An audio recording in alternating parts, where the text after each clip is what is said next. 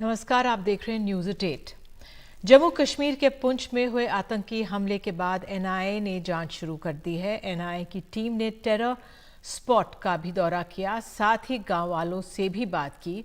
कई गांव वाले शक के घेरे में भी हैं। राजौरी में लगातार तलाशी अभियान जारी है। कल दोपहर हुए आतंकी हमले में सेना के 4 जवान शहीद हो गए और 3 जवान घायल भी हुए। दरअसल आतंकियों का जोर अब कश्मीर घाटी के बजाय राजौरी पुंछ इलाके पर आ गया है। कश्मीर की तुलना में वो राजौरी और पुंछ में घुसपैठ को आसान समझते हैं। आतंकी इस इलाके में घने जंगल, पहाड़ी और प्राकृतिक गुफाओं का फायदा उठा रहे हैं। पुंछ से हमारे सहयोगी नज़ीर मसूदी से भी हम जानकारी लेने की कोशिश करेंगे, लेकिन अपने आप में बहुत अहम है जो यहाँ पर जिस तरह से एनआईए की टीम और सेना की भी जो टीम है, दस्ते हैं, वो छानबीन कर रहे हैं। और आपको जिस संगठन ने इसकी जिम्मेदारी ली है, तो आइए पहले नज़ीर की ग्राउंड रिपोर्ट देख लेते हैं। जम्मू कश्मीर के राजौरी में सेना के वाहनों पर हमले के बाद आतंकियों के खिलाफ बड़ा ऑपरेशन चल रहा है। कल आतंकियों ने पुंछ जिले के बफलियाज जंगल में सेना के 2 वाहनों पर हमला किया था। इस हमले में 4 सैनिक शहीद हो गए थे और 3 गंभीर रूप से घायल हो गए। माना जा रहा है कि आतंकी घने जंगलों में छिपे हैं। आज पूछताछ के लिए कई गांव वालों को हिरासत में भी लिया गया। शक है कि उन्होंने हमले से पहले आतंकियों को छिपाया। इलाका ही सुरक्षा के लिहाज से सबसे बड़ा चैलेंज है, क्योंकि इन जंगलों में आतंकियों के खिलाफ ऑपरेशन करना कोई आसान काम नहीं है। जब से ये फायरिंग हुई, इनकाउंटर हुआ जिसमें 4 फौजी मारे गए, 3 और ज़ख्मी हुए, आर्मी ने यह एक बहुत ही बड़ा अभियान शुरू किया है, लेकिन अभी तक इस बात की कोई जानकारी नहीं मिली है कि क्या किसी आतंकी को कॉर्नर किया गया है। जम्मू कश्मीर में पिछले 1 महीने में ये दूसरा बड़ा आतंकी हमला था। पिछले महीने पुंछ के कालाकोट जंगल में हुए एनकाउंटर में सेना के 2 कैप्टन समेत 5 सैनिक शहीद हो गए थे। एनकाउंटर में लश्कर ए तैयबा के 2 आतंकी मारे गए थे। सेना के मुताबिक 20 से 25 विदेशी आतंकी पुंछ और राजौरी में नापाक साजिशों को अंजाम देने की कोशिश कर रहे हैं। ये इलाका 2003 से 2020 तक आतंकवाद मुक्त था। अब सेना उन लोगों की तलाश में जुटी है जिन्होंने इस इलाके को आतंकवाद का गढ़ बना दिया है। ये एक लंबी लड़ाई है, लेकिन सेना को उम्मीद है कि सकारात्मक नतीजे जल्दी निकलेंगे। जम्मू कश्मीर के पुंछ से नज़ीर मसूदी की रिपोर्ट, एनडीटीवी इंडिया। और इस आतंकी हमले की जिम्मेदारी पीएएफएफ ने ली है। जैश ए मोहम्मद का प्रॉक्सी संगठन है People's Anti Fascist Front. Jammu Kashmir से 370 हटने के बाद चर्चा में ये आया। जम्मू कश्मीर में हुए कई आतंकी हमलों में शामिल। आतंकी हमलों को बॉडी कैमरे से शूट करता है, फिर वीडियो जारी कर प्रोपेगेंडा चलाता है। ये संगठन पीएएफएफ को भारत ने आतंकी संगठन घोषित किया है। जनवरी में गृह मंत्रालय ने पीएएफएफ पर लगाया था बैन।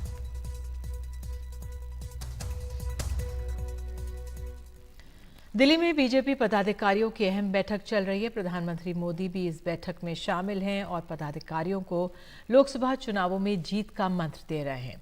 सूत्रों के हवाले से खबर ये भी है कि बीजेपी लोकसभा चुनावों की तारीख के ऐलान से पहले ही उम्मीदवार तय कर लेंगी। पहली सूची तो जनवरी में ही आ जाएगी।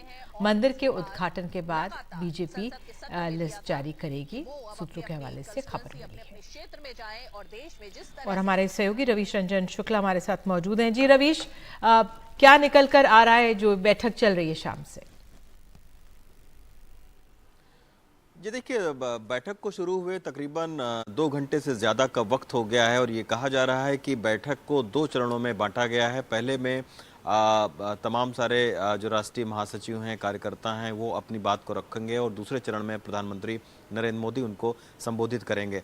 फीडबैक लिया जा रहा है जिन 5 राज्यों में बीजेपी को जहां पर जीत मिली है, तो जीत क्यों मिली है, उसके पीछे के क्या कारण रहे हैं, कहां कहां पर संगठन मजबूत रहा है जिसकी वजह से सियासी जीत हुई है, उस पर बात हुई है। और जहां पर हार मिली है, जिन विधानसभाओं में पार्टी का प्रदर्शन अच्छा नहीं रहा है, उसको लेकर समीक्षा भी की जा रही है।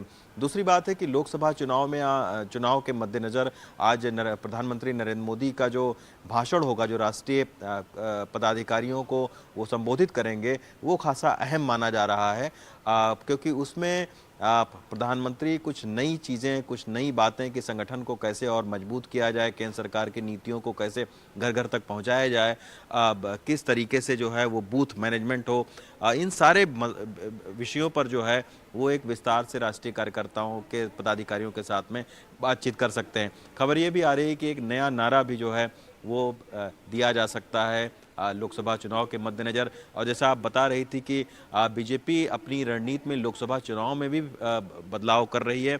जिस तरीके से हमने देखा कि 3 राज्यों पर जहां पर बीजेपी को जीत मिली है, मध्य प्रदेश, राजस्थान, छत्तीसगढ़, यहां पर उम्मीदवारों की घोषणा पहले ही कर दी गई थी और उन सीटों पर उम्मीदवारों की पहले घोषणा की गई थी जहां पर बीजेपी लगातार या तो हार रही थी या पिछला 2 चुनाव बीजेपी ने हारा था। तो बाकायदा सीटों को आपने देखा कि ए, बी, सी, डी 4 जो है वो श्रेणियों में विभाजित किया गया था और सबसे पहले जो टिकट दिया गया वो डी श्रेणी की सीट पर दिया गया, यानी जो कमज़ोर मानी जाती थी। तो इस बार भी ये जो रणनीति है, इसके अच्छे परिणाम मिले हैं बीजेपी को। तो कहा यह भी जा रहा है कि लोकसभा चुनाव में भी लोकसभा चुनाव को घोषणा से पहले ही बीजेपी अपने जिन सीटों को कमज़ोर समझती है, जहां पर और ज़्यादा तैयारी की उसको फीडबैक मिले हैं, वहां पर वो पहले उम्मीदवारों को घोषित करके संगठन को मजबूत करके और चुनाव में जाना चाहेगी। तो अभी प्रधानमंत्री का उद्बोधन थोड़ी देर के बाद में होगा पदाधिकारियों का के साथ में, उसके बाद कुछ और चीज़ें पता लगेंगी। और कल जो है इस बैठक को जो बीजेपी के प्रमुख रणनीतिकार हैं अमित शाह, उनका कल संबोधन है, वो भी कल जो है वो राष्ट्रीय पदाधिकारियों को संबोधित करेंगे। तो ये 2 दिन जो है वो लगातार विचार मंथन बीजेपी की तरफ से चल रहा है। बहुत बहुत धन्यवाद रवीश आपका इस तमाम जानकारी के लिए। तो 2 दिनों की बीजेपी की पदाधिकारियों की बैठक चल रही, जो 2024 की जो रणनीति है उस पर पुख्ता तैयारी यहाँ पर हो रही है। तो संसद के शीत सत्र में 146 विपक्षी सांसदों के निलंबन के बाद आज इंडिया गठबंधन ने पूरे देश में विरोध प्रदर्शन किया। दिल्ली में विपक्षी नेता जंतर मंतर पर जुटे। कांग्रेस अध्यक्ष मल्लिकार्जुन खड़गे, राहुल गांधी, अधीर रंजन चौधरी, सीताराम येचुरी, डी राजा, शरद पवार समेत कई नेता प्रदर्शन में शामिल हुए। इस दौरान राहुल गांधी ने बेरोजगारी का मुद्दा उठाया। इस देश के डेमोक्रेसी को खत्म करने के लिए ही 146 एमपीज को इन्होंने बाहर निकाला। कोई कुछ नहीं बोला। हमारे राम गोपाल यादव जी यहां नहीं है, उन्होंने बहुत दूर बैठे थे। ऐसे कई जो 147 एमपीज में दूर दूर बैठे थे, मुंह भी नहीं खोले थे, बोलने का बात उनको समय भी नहीं मिला, लेकिन उसको सस्पेंड किया गया। नरेंद्र मोदी जी की सरकार में हिंदुस्तान का युवा सेल फोन पे बैठा है। क्योंकि नरेंद्र मोदी जी ने उसको रोजगार नहीं दिया है, रोजगार उससे छीन लिया है और उसको एक ही रास्ता दिया है, सेल फोन पर इंस्टाग्राम को मतलब देखते रहो, 24 घंटा देखते रहो। ये है हिंदुस्तान की हालत, सच्ची हालत। इसीलिए ये जो युवा थे जिन्होंने सिक्योरिटी ब्रीच जरूर की, वो भी आपकी गलती है, इसलिए वो पार्लियामेंट हाउस में कूद कर आए। ये भावना हिंदुस्तान के हर युवा के दिल में है। वो समझते हैं कि विपक्ष के लोगों के खिलाफ इस तरह से कदम उठाएंगे तो देश की विपक्ष उनका आवाज हम बंद कर सकते हैं। मैं इतना ही कहना चाहता हूँ कि देश की संसद हो, प्रजातंत्र हो, इसके बचाने के लिए जो कुछ कीमत देनी पड़ेगी वो कीमत देने के लिए आज वंश में बचे हुए सभी राजनीतिक पूरे दिन से तैयार है। कुश्ती संघ चुनावों के नतीजे आने के बाद पहलवानों ने कांग्रेस महासचिव प्रियंका गांधी से मुलाकात की। इससे पहले बजरंग पुनिया ने पद्मश्री सम्मान लौटाने का ऐलान कर दिया। सोशल मीडिया पर जारी की गई चिट्ठी में उन्होंने बृजभूषण के करीबी संजय सिंह के कुश्ती संघ अध्यक्ष बनने का विरोध जताया। उन्होंने खुद को असम्मानित पहलवान बताते हुए कहा कि महिला पहलवानों के अपमान के बाद वे ऐसी सम्मानित जिंदगी नहीं जी पाएंगे, इसलिए पद्मश्री सम्मान लौटा रहे हैं। बजरंग पुनिया, साक्षी मलिक और दिनेश फोगाट लंबे समय से कुश्ती संघ के पूर्व अध्यक्ष बृजभूषण शरण सिंह के खिलाफ प्रदर्शन कर रहे हैं। बजरंग जी, आपके रेसलिंग के करियर के बारे में बताइए। आप क्या रेसलिंग कंटिन्यू करेंगे? पद्मश्री तो वापस मैडम रेसलिंग तो कर रहे हैं। रेसलिंग में कोई ये नहीं, रेसलिंग को कोई बृजभूषण नहीं छुटवा सकता रेसलिंग को हमारी को। लेकिन जो सरकार ने जो हमारे से वादा किया था वो सरकार नहीं पूरा कर पाई, क्योंकि जो आश्वासन हम 40 दिन रोड पे लड़े, उसके बाद जो सरकार ने मीडिया के सामने जो वादे किए खेल मंत्री जी ने, जब सरकार अपना वादा पूरा नहीं कर पा रही तो उसके बाद हम कैसे क्या कर सकते हैं। आप क्या पेरिस ओलंपिक्स में हिस्सा लेंगे? बजरंग भाई तैयारी कर रहे हैं।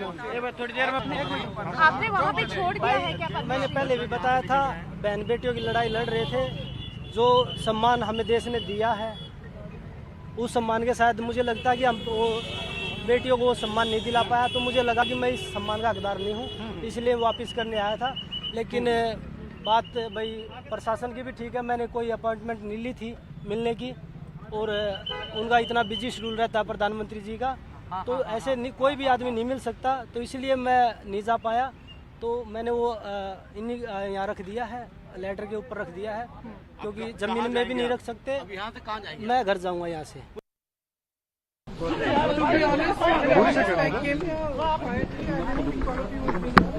I came here as a woman because I think what has happened to these girls, I mean, it's beyond disgusting.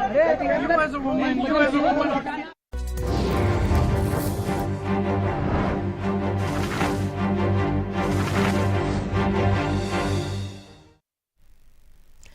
Enforcement directorate ने अरविंद केजरीवाल को पूछताछ के लिए नया समन भेजा है। ये तीसरा समन है। 3 जनवरी को पूछताछ के लिए बुलाया गया है। अब चलते अपने सहयोगी मुकेश सिंह सेंगर के पास। मुकेश, ये तीसरा समन है 3 जनवरी के लिए जो अरविंद केजरीवाल को भेजा गया है, क्या माना जाए? इस कानूनी तौर पर इसे कैसे देखें? देखिए, जो दिल्ली के मुख्यमंत्री अरविंद केजरीवाल हैं, उनके शराब घोटाले में पूछताछ होनी है। उनको पहला सम्मन जो है 2 नवंबर को जारी किया गया था, तब वो नहीं आए थे। इसके बाद उनको दूसरा सम्मन 21 दिसंबर के लिए उनको बुलाया गया था, तब भी वो नहीं आए। उनका कहना ये था कि ये सम्मन जो है वो गैर कानूनी है और ये सम्मन जो है राजनीति से प्रेरित है, और जो ईडी है वो इन सम्मन को वापस ले। तो ये उन्होंने अपना जो अभी 21 तारीख को सम्मन था उसमें भी उन्होंने जो अपना रिप्लाई फाइल किया था, तब भी उन्होंने यही कहा था। लेकिन अब जो ईडी है उसने तीसरा सम्मन जारी कर दिया है और उनको 3 जनवरी को पूछताछ के लिए बुलाया गया है। तो अगर वो 3 जनवरी को नहीं आएंगे तो ईडी चाहे तो 3 बार अगर कोई सम्मन स्किप करता है, यानी 3 बार सम्मन जारी होने के बाद पेश नहीं होता है, तो ईडी चाहे तो कोर्ट में जा सकती है और दिल्ली के मुख्यमंत्री अरविंद केजरीवाल के खिलाफ गैर जमानती वारंट हासिल कर सकती है और ऐसे में उनकी गिरफ्तारी भी हो सकती है। लेकिन अब देखना होगा कि ईडी 3 तारीख को अगर वो नहीं आते हैं तो उसके बाद ईडी क्या स्टेप लेती है, क्योंकि झारखंड के जो सीएम हैं उनको ईडी 6 बार सम्मन जारी कर चुकी है लेकिन वो पेश नहीं हुए हैं। तो इस केस में जो शराब पॉलिसी वाला मामला है, इसमें हालांकि अरविंद केजरीवाल अब तक आरोपी नहीं है, लेकिन उनसे पूछताछ होनी है, क्योंकि बहुत सारे गवाह और आरोपी हैं, उनकी पूछताछ में उनका नाम सामने आया है। और ये भी बात सामने आई है कि जो शराब पॉलिसी को लेकर जो मीटिंग्स हुई हैं वो दिल्ली के मुख्यमंत्री अरविंद केजरीवाल के सरकारी आवास पर हुई हैं। तो अब ईडी क्या कुछ करेगी ये देखना होगा, और ये भी देखना होगा कि 3 जनवरी को क्या दिल्ली के मुख्यमंत्री अरविंद केजरीवाल शराब पॉलिसी मामले में पूछताछ के लिए ईडी पर आते हैं या नहीं आते। बहुत बहुत धन्यवाद इस जानकारी के लिए मुकेश।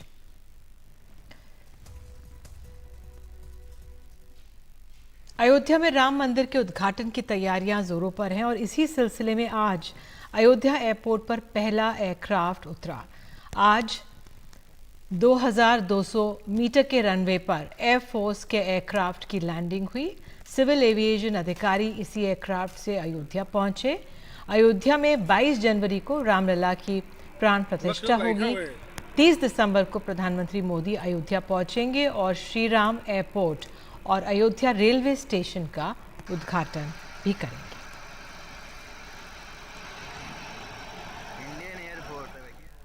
और इसी के साथ न्यूज़ 8 में इतना ही।